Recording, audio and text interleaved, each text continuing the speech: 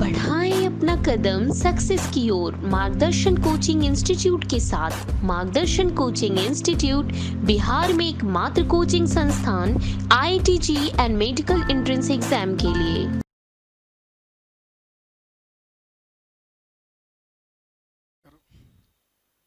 Last lecture में हम लोग लेंस मेकर फॉर्मूला देखे थे। बेसिकली उस फॉर्मूले से हमें किसी लेंस के फोकल लेंथ के बारे में पता चला था। मतलब उसको कुछ ऐसे समझो कि अगर एक लेंस की ही बात किए थे हम लोग, तो लेंस कोई ट्रांसपेरेंट मटेरियल का बना हुआ एक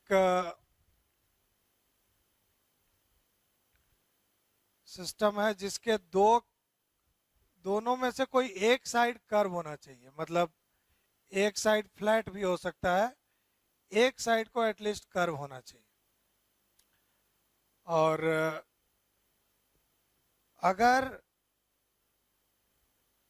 ये मान लो कि जिस मटेरियल का बना है, मान लीजिए ग्लास का ही बना है जिसका रिफ्रैक्टिव इंडेक्स म्यू है, और ये रेडियस ऑफ कर्वेचर इस दोनों साइड, इस सरफेस का R1 और इसका R2 है, तो ऐसे में इस लेंस पर गिरने वाली पैरेलल रेज जहां पे आगे जाकर कन्वर्ज करेंगी, उस पॉइंट को इस लेंस का फोकल पॉइंट और उस डिस्टेंस को फोकल लेंथ बोलते हैं किसी भी लेंस के लिए। और ये फोकल लेंथ, मतलब ये रे कहाँ पे जाके कन्वर्ज होगी, वो डिपेंड करता है इसके रिफ्रैक्टिव इंडेक्स R1 और R2 पे। और उसके लिए हम लोगों ने एक फॉर्मूला कैलकुलेट किया था इस तरीके से, और इस पर एक दो न्यूमेरिकल्स भी देखे थे। तो अब एक गिवन लेंस का रेडियस ऑफ कर्वेचर दिया है, उस लेंस का मटेरियल का म्यू दिया है, तो ऐसे में उस मटेरियल के लिए फोकल लेंथ हम लोग इस तरीके से बता सकते हैं। लेकिन अब आगे हमें जानना है कि इस लेंस के आगे कोई ऑब्जेक्ट रखा हो तो उस ऑब्जेक्ट का इमेज कहाँ बनेगा, कितनी दूरी पे बनेगा। तो उसे डिराइव करते हैं हम लोग।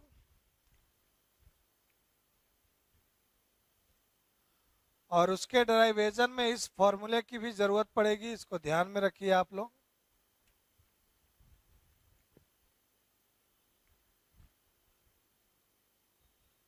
तो नेक्स्ट अब हम लोग बात करने जा रहे हैं लेंस के फॉर्मूले की। लेंस फॉर्मूला जिस तरीके से मिरर फॉर्मूले की बात किए थे हम लोग कि एक मिरर के आगे ऑब्जेक्ट रखा है, इमेज कहाँ बनेगा, तो उसके ऑब्जेक्ट और इमेज का जो रिलेशन है वो कैलकुलेट किए थे। तो यहाँ पे इस लेंस फॉर्मूले को भी डिराइव करते हैं हम लोग।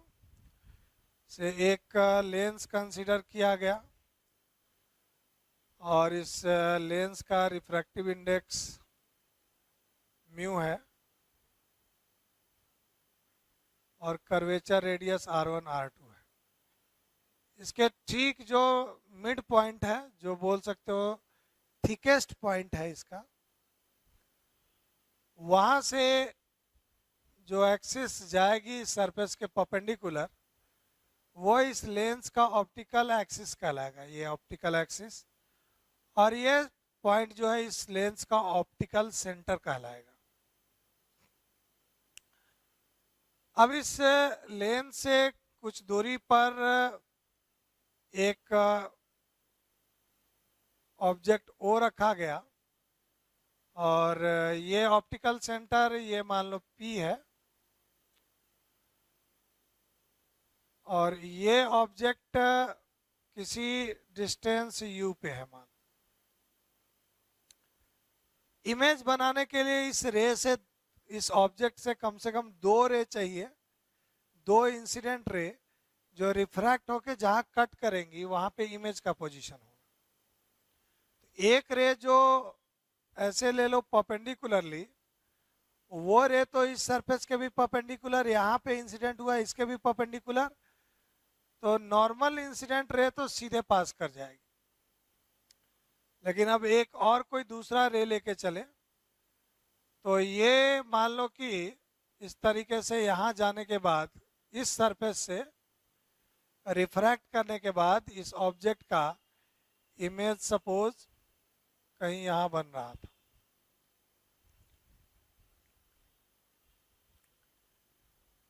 इस जगह पे, और ये दूरी v1 है।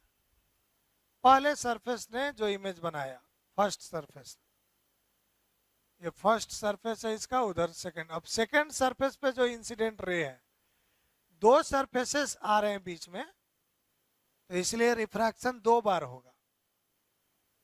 तो दूसरी बार के रिफ्रैक्शन के बाद यहाँ पे रे जब इंसिडेंट हुई तो इस सरफेस के लिए वो जो है, क्योंकि इस सरफेस को लगेगा इंसिडेंट रे ऐसे आ रही है, तो इंसिडेंट रे ही ऑब्जेक्ट डिसाइड करती है किसी सरफेस के लिए। इस सरफेस के लिए ये I1 ऑब्जेक्ट का काम करेगा।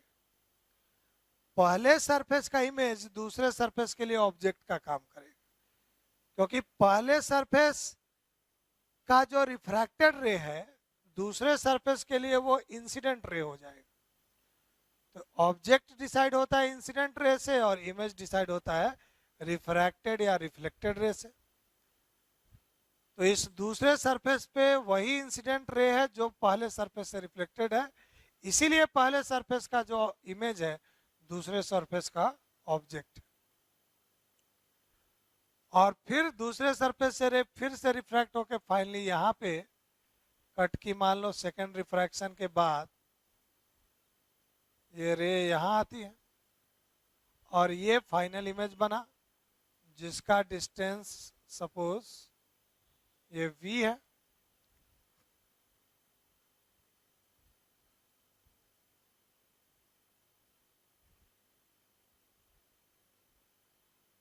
तो ऑल ओवर अब इस इंटरमीडिएट इमेज जो फर्स्ट सरफेस बनाया है, ये फाइनल इमेज नहीं है, फाइनल इमेज ये है। मतलब एक लेंस के आगे उधर कोई ऑब्जेक्ट रख दो तो उसका इमेज बस यहीं पे दिखाई देगा, ये इमेज दिखाई नहीं देगा।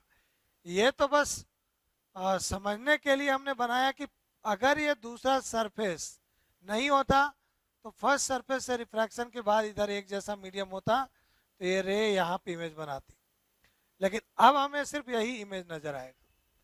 तो फाइनली हमें u और v में रिलेशन निकालना है। तो उसके लिए अब चलते हैं 1 by 1। यहाँ पे लिए वो रिफ्रैक्शन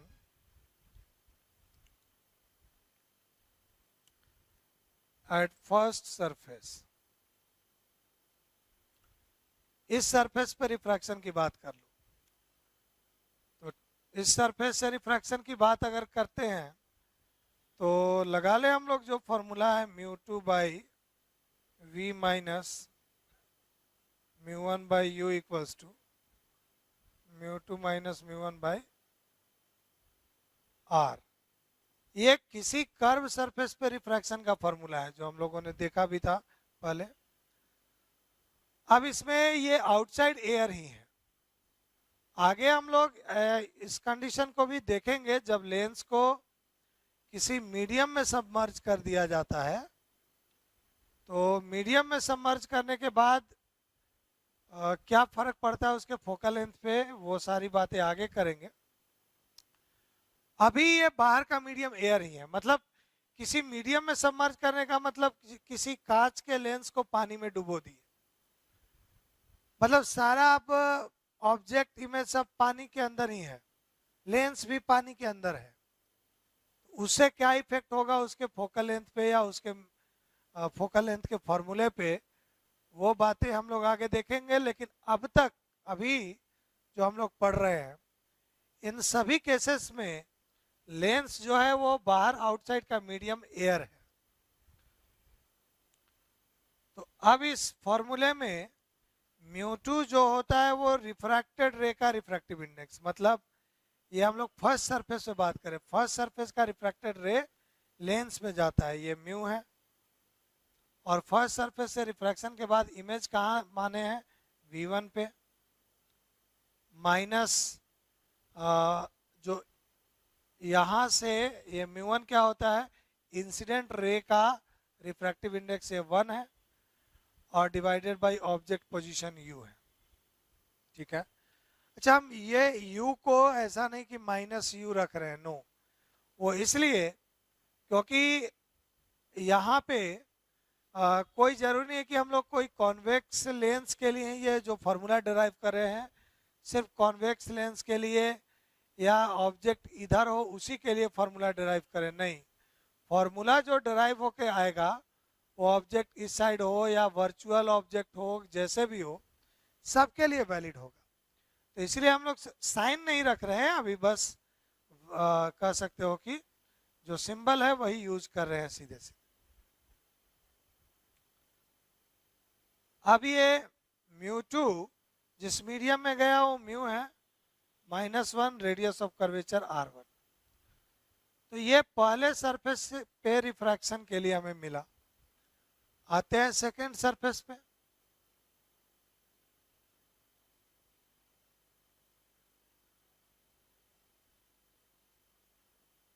नाउ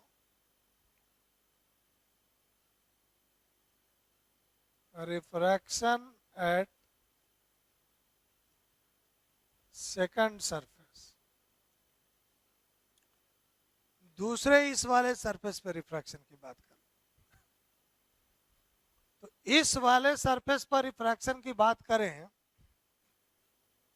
तो वही फॉर्मूला, तो रिफ्रैक्शन स्फेरिकल सरफेस पे रिफ्रैक्शन का फॉर्मूला यही है।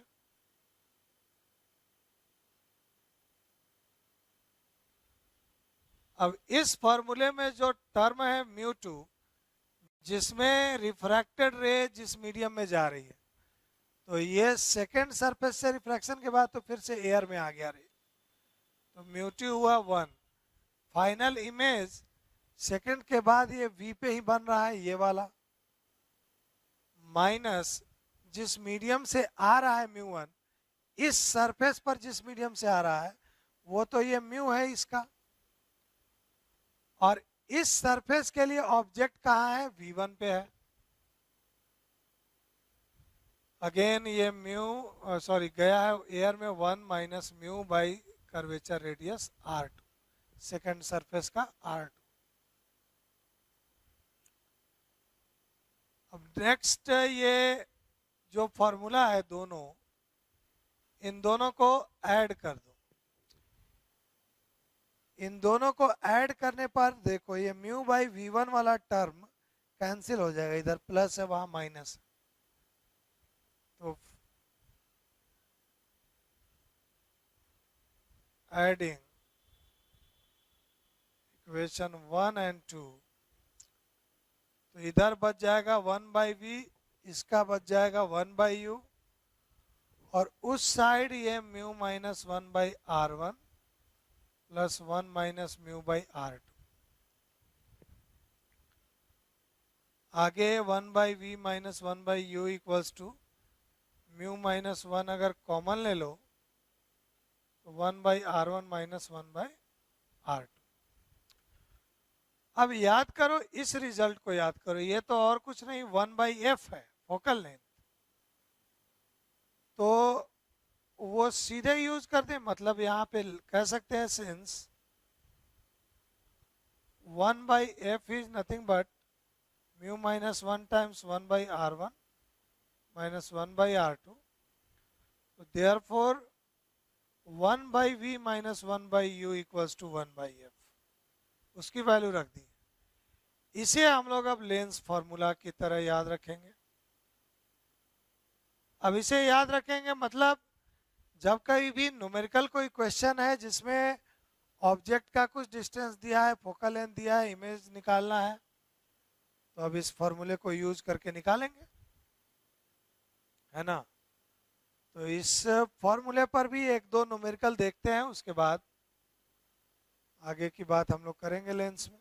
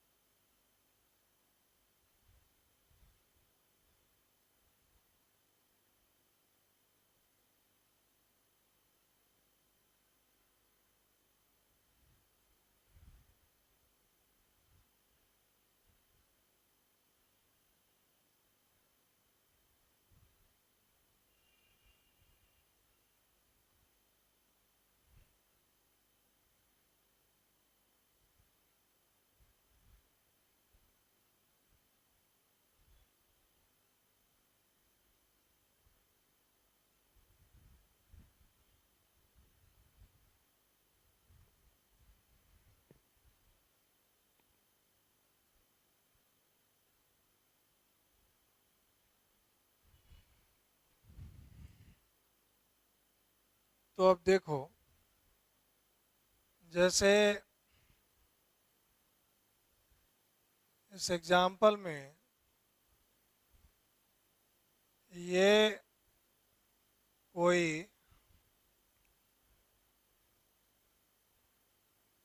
लेंस लिया गया और इस लेंस का इधर का रेडियस इस साइड का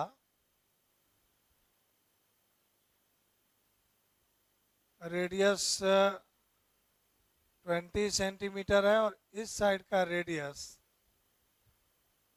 15 सेंटीमीटर, 15 सेंटीमीटर। ये जिस मटेरियल से बना है उसका रिफ्रैक्टिव इंडेक्स 3/2 है, कांच का बना हुआ है।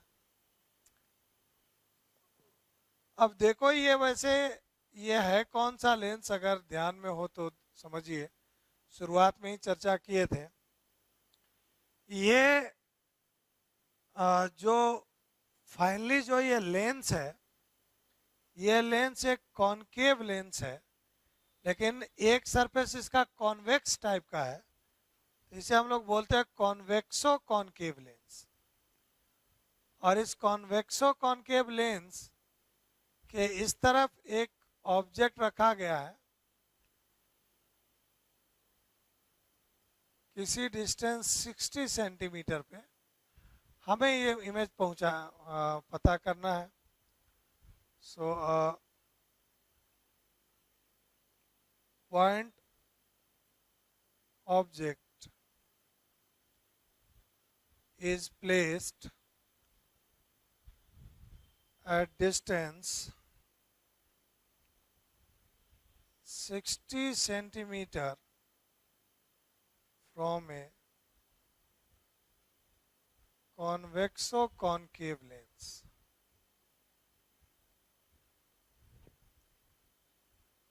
As shown. Find out image position. ठीक है,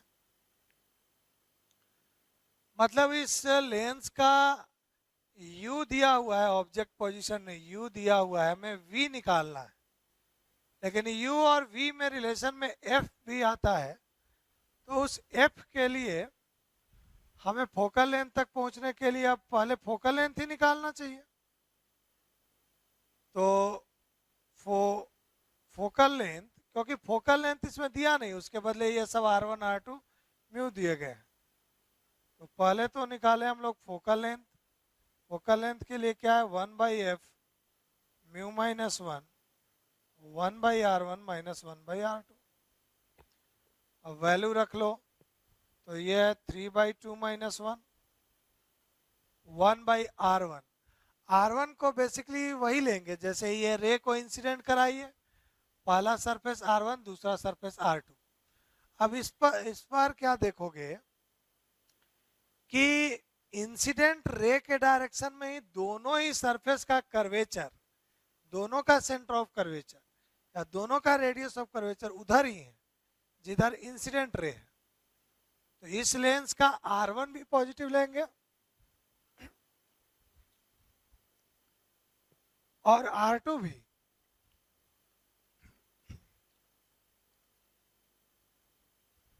तो R1 की वैल्यू है 20, R2 की वैल्यू है 15। यहां से चल लो, तो वो कुछ पार्ट है 1/2 और वो पार्ट अगर देखें तो ये कुछ बनेगा, नीचे ले लें 60 और 3 - 4। तो ओवरऑल यहाँ से हमें मिल गया, फोकल लेंथ की बात कर लो तो -1/62 मतलब -120 सेंटीमीटर। ये सॉल्व करने के बाद ये फोकल लेंथ का कैलकुलेशन इसलिए करा गया क्योंकि अब हम लोगों को v तक पहुंचना है। So now lens formula 1/v minus 1/u is 1/f। आगे यहाँ से v को डायरेक्टली u को इधर ले जाकर लिख सकते हो uf/u + f, है ना। ये डायरेक्टली याद रख सकते हैं। मिरर के लिए भी ऐसा फॉर्मूला था, उसमें यहाँ कुछ माइनस आया था,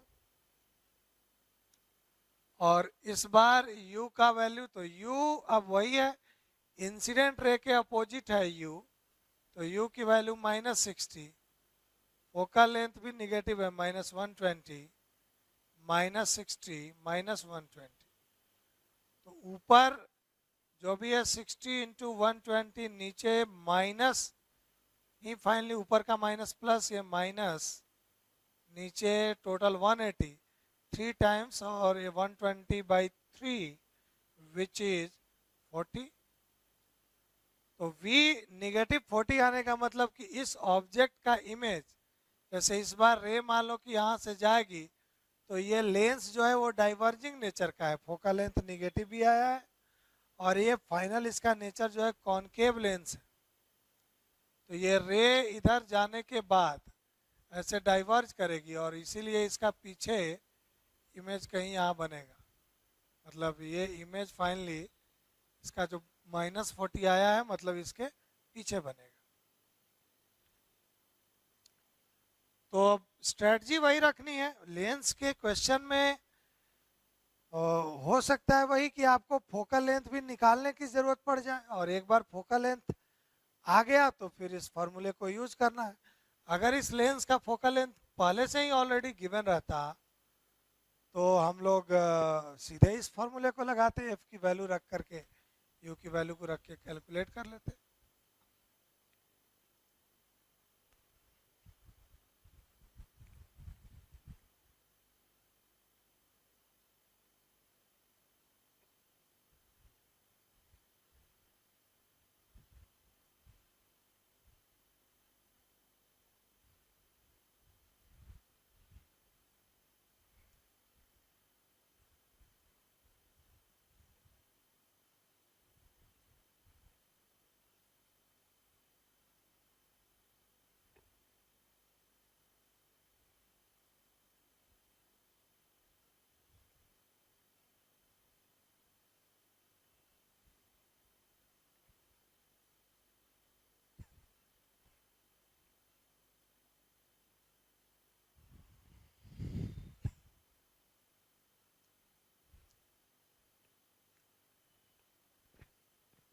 तो अब देखो, अब जैसे ऑब्जेक्ट पोजीशन और इमेज पोजीशन में रिलेशन हम लोगों ने देखा। नेक्स्ट एक टर्म समझते हैं हम लोग कि किसी लेंस के हेल्प से जो रे डायग्राम के द्वारा कैसे इमेज का पोजीशन पता किया जा सकता है। तो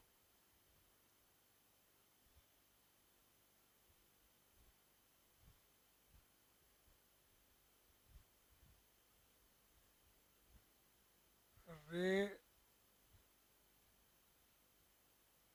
ट्रेसिंग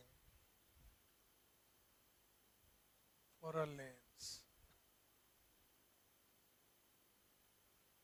एक लेंस पे मतलब इंसिडेंट रे इंसिडेंट होने के बाद वो किस तरीके से रिफ्रैक्ट होगी, इसकी चर्चा करेंगे हम लोग इसमें। और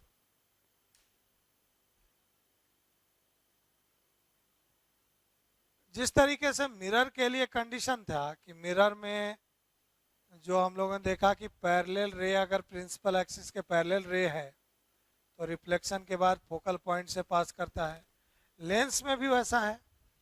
और भी जिस तरीके से वहां पे कुछ रूल्स थे, यहाँ भी रे ट्रेसिंग के रूल्स होंगे 1 बाय 1। पहला रूल तो कोई भी लेंस हो, चाहे कॉन्वेक्स लेंस हो या कॉनकेव लेंस हो, उस लेंस के अगर ऑप्टिकल सेंटर पे कोई रे अगर इंसिडेंट होता हो, कहीं से कोई ये इंसिडेंट रे है, तो ये रिफ्रैक्शन के बाद सीधे निकल जाएगी, मतलब बिना पाथ चेंज किए हुए ये रिफ्रैक्टेड रे है। आ रहा है ना। तो पहली बात तो ये हो गई, फर्स्ट रूल में कह सकते हो कि an incident ray passing through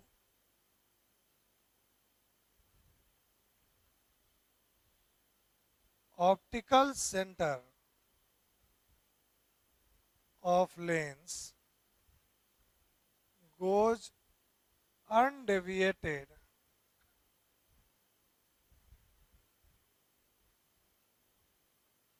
after refraction। मतलब एक रे, जो कोई भी रे अगर किसी भी डायरेक्शन से आ रहा हो, जैसे ये भी ले सकते हो, ये रे भी अगर आ रही है ऑप्टिकल सेंटर से तो अनडिविएटेड जाएगी, इधर से भी कोई रे आ रही हो अनडिविएटेड जाएगी।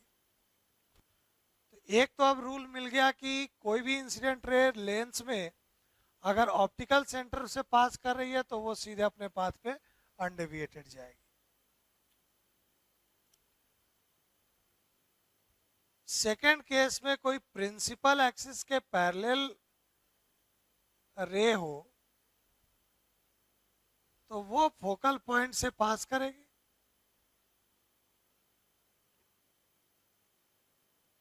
ये दोनों ही लेंस के लिए है। जैसे अगर ये एक कॉनकेव लेंस ले लो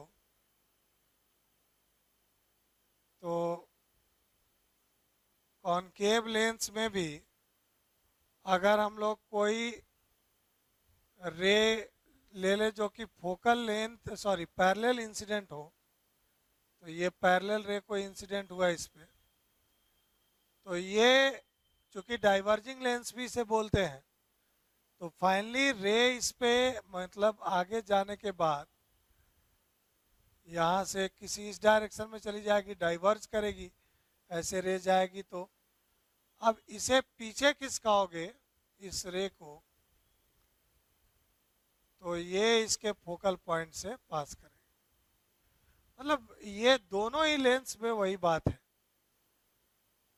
तो कह सकते हो कि an incident ray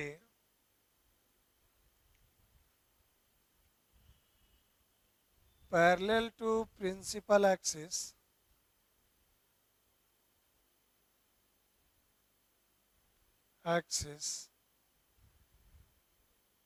will pass through, या तो पास करेगा और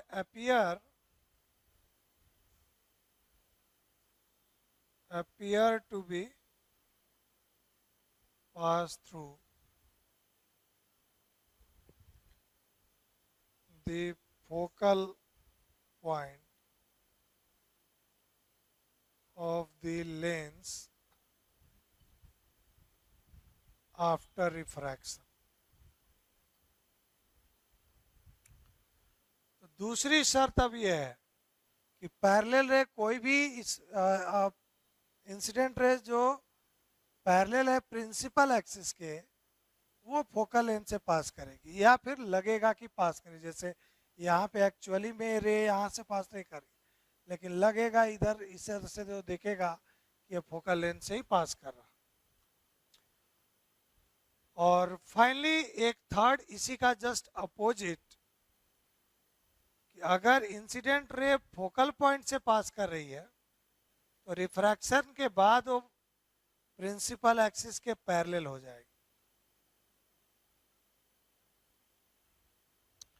मतलब इसका ये मान लो इस लेंस का फोकल पॉइंट है और इंसिडेंट रे यहाँ से ऐसे इंसिडेंट, तो रिफ्रैक्शन के बाद पैरेलल हो जाएगी प्रिंसिपल एक्सिस के, है ना। ये किसी के लिए भी इधर का अगर एक कॉन्वेक्स लेंस ले लो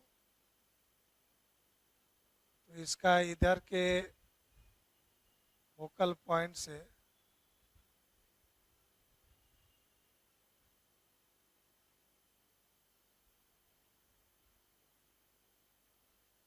ऐसा लग रहा है कि एक इंसिडेंट रे फोकल पॉइंट से पास कर रही है या करेगी, तो ये रे रिफ्रैक्शन के बाद प्रिंसिपल एक्सिस के पैरेलल हो जाएगी।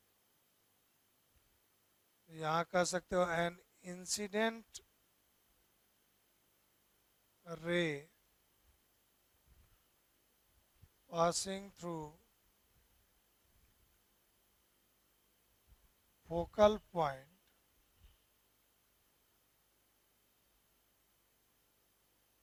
becomes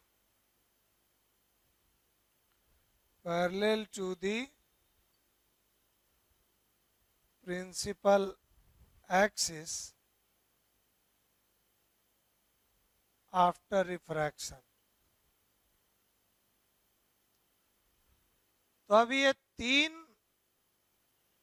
तरीके से रे ट्रेसिंग की जा सकती है लेंस में, और इन्हीं में से कोई दो रे ऑप्ट करके, जैसे ये रे ट्रेसिंग हम लोग क्यों देखते हैं, क्योंकि हम रे डायग्राम के द्वारा रे खींच करके और इमेज के पोजीशन का पता कर सकते हैं। तो अभी हम लोग दो चार केस ऐसे भी देखते हैं जिसमें रे ट्रेसिंग के द्वारा ये पता किया जा सके कि इमेज कहाँ बनेगा या कैसा बनेगा। नोट करिए इससे पहले।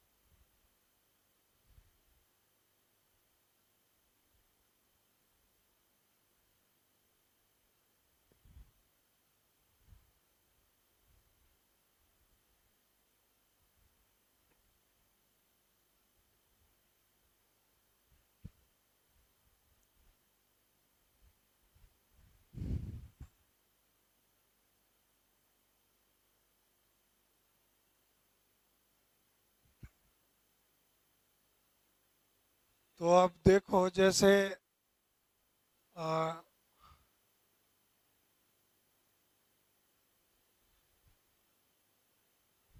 इमेज फॉर्मेशन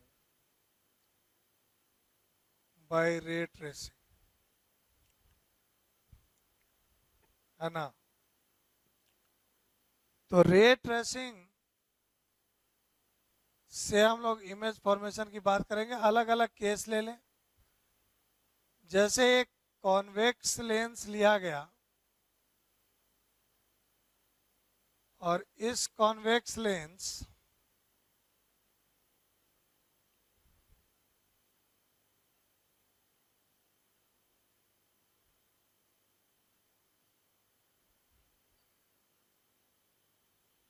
का, देखो ये किसी भी लेंस की बात करिए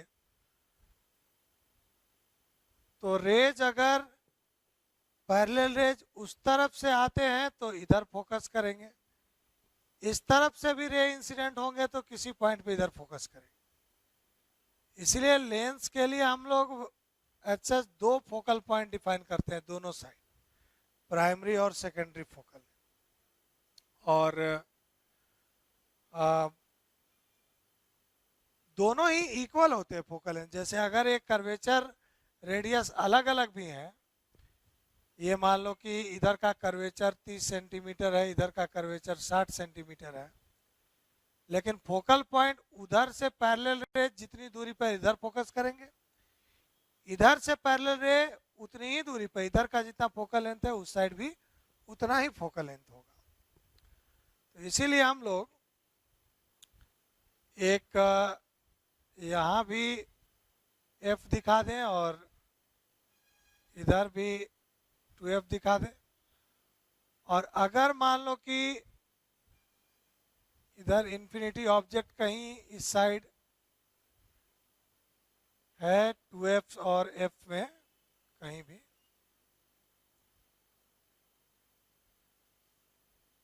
ये कोई ऑब्जेक्ट ए भी है ना, तो इसका फोकल पॉइंट f और 2f इस तरफ भी होगा उतनी ही दूरी पे।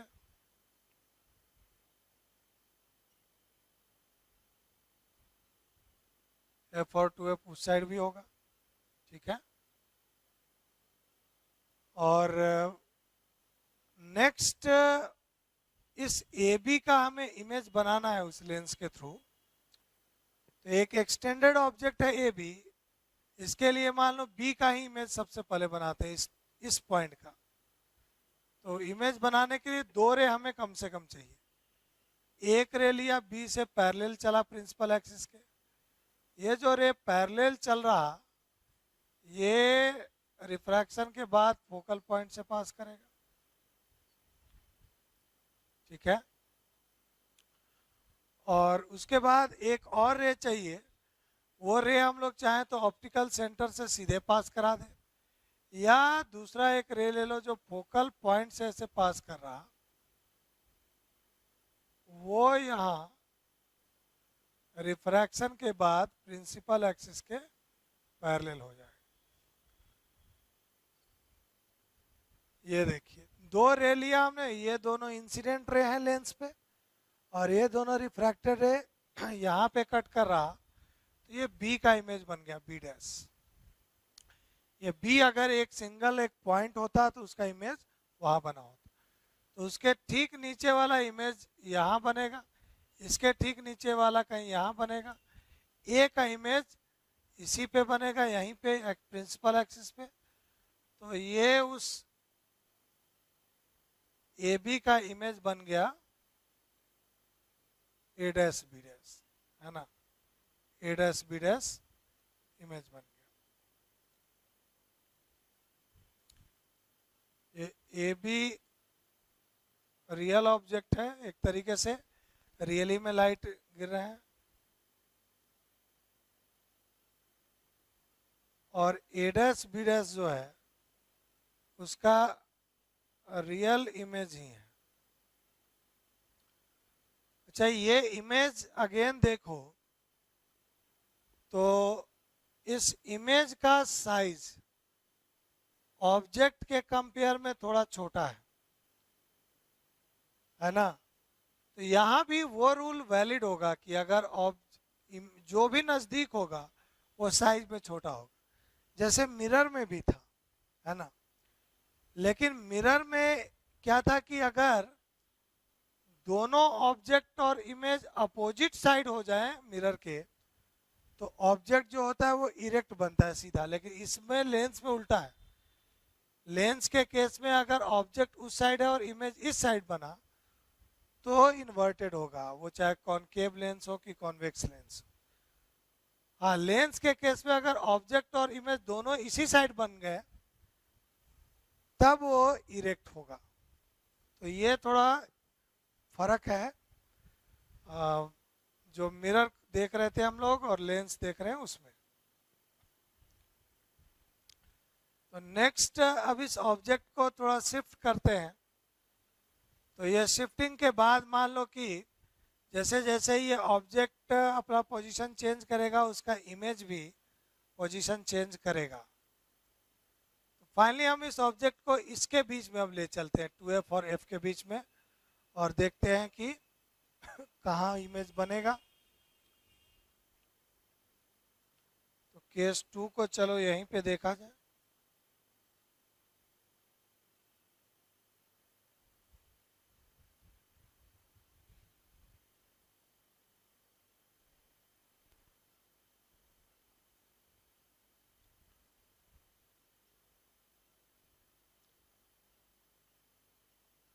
इस 2f वाले पॉइंट को ऐसा नहीं जैसे मिरर के केस में 2f सेंटर ऑफ कर्वेचर या रेडियस ऑफ कर्वेचर डिनोट करता था, r इक्वल्स टू 2f। यहाँ पे ये 2f एच सच वैसा कुछ नहीं दिखा रहा है, मतलब सेंटर ऑफ कर्वेचर और रेडियस ऑफ कर्वेचर वाली बात नहीं है यहाँ, क्योंकि वैसे भी इस लेंस के रेडियस दोनों साइड अलग हैं, और ये जरूरी नहीं है लेंस के केस में कि इसका आर जो है वो 2f के बराबर है, लेंस में ऐसा नहीं। तो नेक्स्ट क्या है कि हाँ, लेकिन लेंस में ये प्रॉपर्टी जरूर है कि लेंस में भी अगर ऑब्जेक्ट को 2f वाले डिस्टेंस पे रख दोगे तो उसका इमेज 2f पे ही बनेगा। वहाँ मिरर में भी वही था, सेंटर ऑफ कर्वेचर पे कोई ऑब्जेक्ट है तो उसका इमेज सेंटर ऑफ कर्वेचर पे भी बनता था। लेंस में भी 2f पर कोई ऑब्जेक्ट है तो उसका इमेज 2f पे ही बनेगा। तो अब अगर इस ऑब्जेक्ट को कहीं आगे रख दिए, इसमें यहाँ पे मान लो,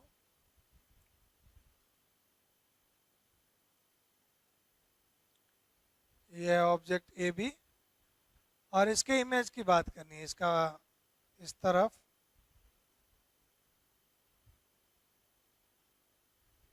एफ और 2f वाले पॉइंट।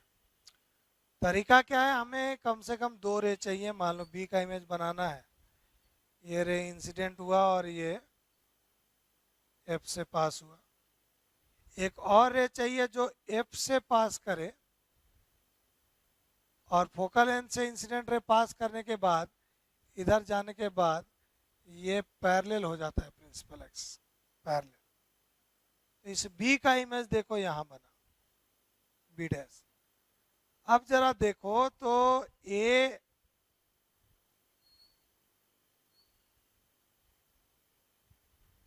तो प्रिंसिपल एक्सिस पे है तो इसका इमेज भी प्रिंसिपल एक्सिस पे ही बनेगा। और इस कंडीशन में ऑब्जेक्ट के कंपेयर में इमेज ज्यादा दूर है। देख रहे हो, ऑब्जेक्ट जो है 2f के अंदर है और इमेज 2f के बाहर गया है, और जो ज्यादा दूर रहेगा उसका साइज बड़ा होगा। तो इस बार भी रियल है, जैसे इस बार रियल इमेज जो था वो रियल था ही, रियल इमेज इन्वर्टेड था। और क्या था, तो इन्वर्टेड के साइज में स्मॉलर इन साइज।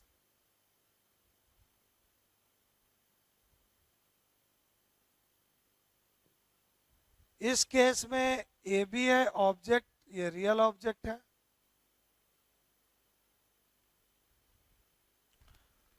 और ए डैश बी डैश ये रियल इमेज है, रियल तो है ही, और क्या है, इन्वर्टेड भी है, और क्या है, तो मैग्नीफाइड है, लार्जर, मैग्नीफाइड इमेज। तो जब हमने ऑब्जेक्ट को 2f और f के बीच में रखा,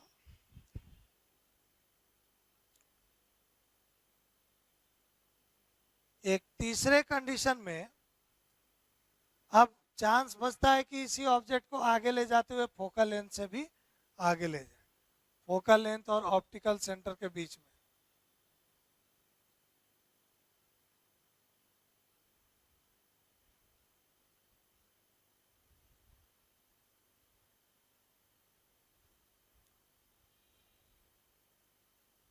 इधर का f है, इधर का f है, और अब ऑब्जेक्ट इधर कहीं आ गया।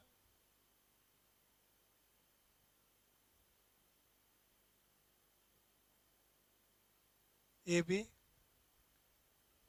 तो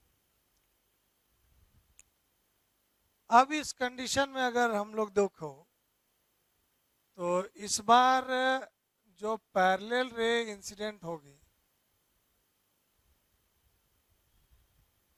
वो पैरेलल रे फोकस से गुजरती है, और दूसरा एक और रे को ही ले सकते हैं। मान लो ऑप्टिकल सेंटर से पास होने वाले रे तो अनडेविएटेड चला जाता है। अब जरा सोचिए, इन दोनों रिफ्रैक्टेड रे का इधर कहीं कटने का चांस नहीं, तो कटने का अब चांस हो गया कि इनको पीछे बढ़ाओ, तो पीछे बढ़ाने पर ये दोनों कहीं यहाँ पे कट गए। मतलब इस बी का जो इमेज है,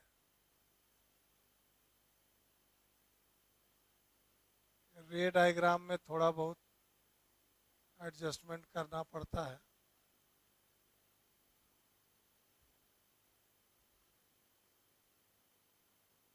तो ये पॉइंट बी डैश बना, और इस बार ये वर्चुअल इमेज है। ए डैश बी डैश, क्योंकि रे रियली में इधर कट नहीं कर रही है, पीछे एक्सटेंड करके कट कर रहे हैं। तो ए बी रियल इमेज है, रियल ऑब्जेक्ट है, लेकिन ए डैश बी डैश की बात करो तो ये वर्चुअल है और इरेक्ट भी है, सीधा है, और ये मैग्नीफाइड भी है।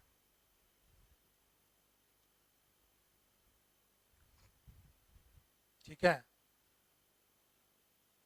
तो जो पॉसिबिलिटी है एक लेंस में वो वही है कि रियल ऑब्जेक्ट या तो इस 2f से इधर इंफिनिटी में रख दो, या 2f और f के बीच में रख दो, या f और पोल के बीच में रख दो।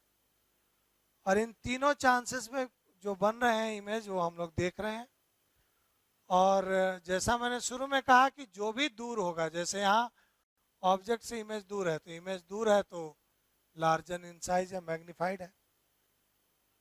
जहां भी इमेज ऑब्जेक्ट के कंपेयर में इमेज का डिस्टेंस ज्यादा होगा, मैग्नीफाइड इमेज होगा, कम होगा तो स्मॉलर इन साइज होगा। चाहे ऐसा ही हम लोग सोच सकते हैं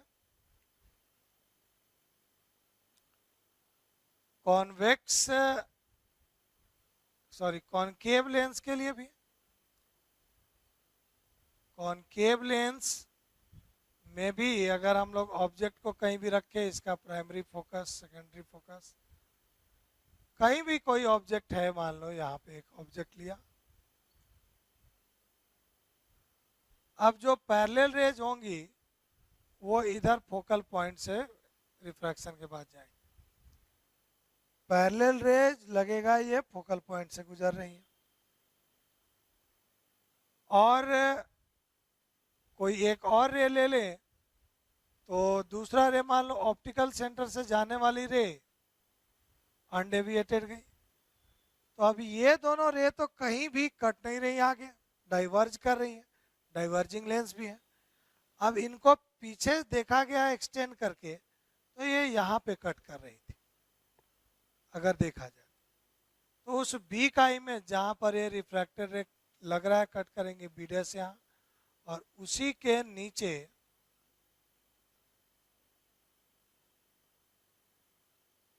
ये ए डैश ले लो। तो इस बार भी ये वर्चुअल इमेज ही है। तो ये कॉनकेव लेंस की बात करो तो ये ऑब्जेक्ट को हम लोग कहीं भी इधर रख दें, उसका इमेज यही फोकल लेंथ और पोल के बीच में smaller in size virtual erect image बनाएगा। मतलब ए बी है real object, and A dash B dash की बात कर लो, ए डैश बी डैश क्या है? Virtual erect and smaller in size. तो ये इमेज की बात हो रही है।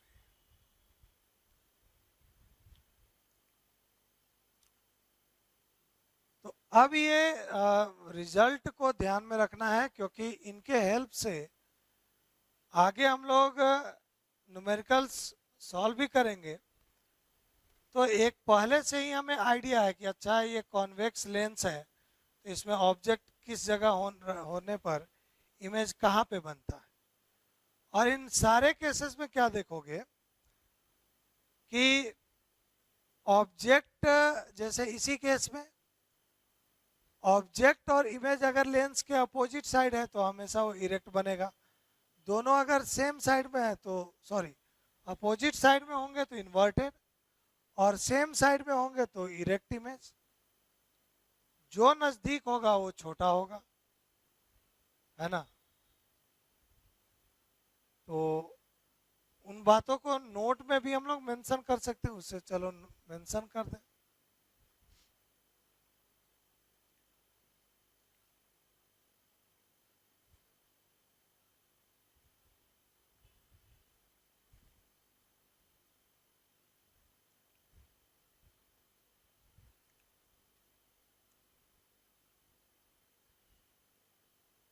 फर्स्ट पॉइंट के according, if object and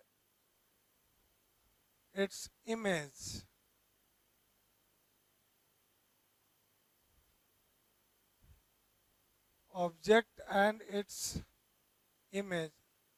are in the same side of a lens, then image will be erect. Same side में है तो erect, and if object and its image are in the opposite side of a lens, then image will be inverted. तो एक तो ये point की बात हो गई कि ऑब्जेक्ट इमेज सेम साइड है या अपोजिट साइड है, ये अब रूल की तरह ध्यान में रखना है। और दूसरी बात कि इन दोनों में जो भी क्लोजर होगा लेंस के वो स्मॉलर इन साइज होगा, और जो दूर होगा वो लार्जर इन साइज होगा। जैसे सेकंड में ऐसा बोले, if image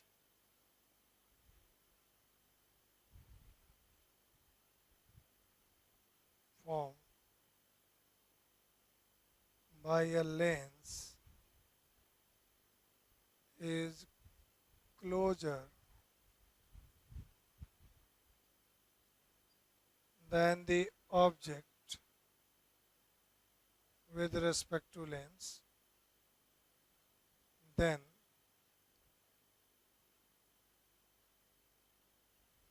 image will be smaller in size and vice versa. इसका उल्टा भी, जब इमेज क्लोज है लेंस के, लेंस से दूरी इमेज की कम है तो उसका साइज छोटा, इमेज अगर दूर चला गया ऑब्जेक्ट नजदीक है तो इमेज बड़ा बनेगा।